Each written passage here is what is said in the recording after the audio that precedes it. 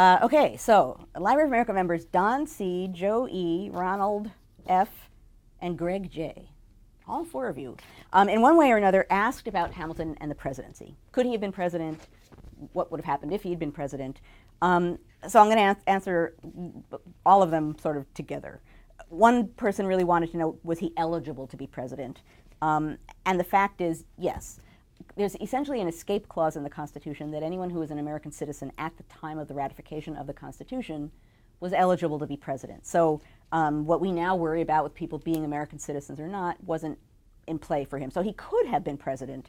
But as Don C. and Joe E. ask, what were his realistic political prospects? Do you think he could have been elected president had he not died in the duel?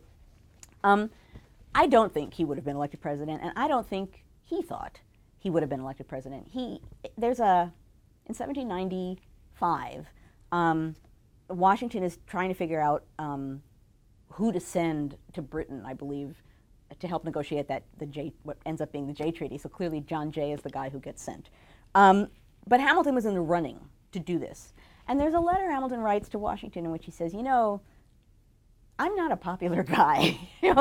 Maybe I'm not the best guy to send.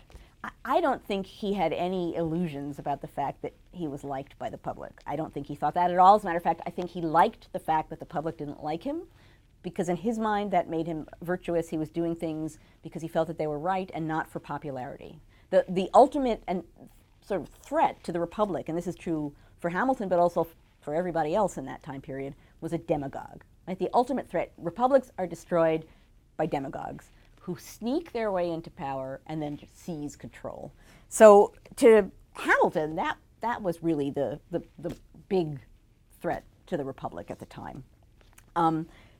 So he would have been fought. Actually, it's one of the reasons why he was afraid of Burr, was I think he thought that's who Burr would be.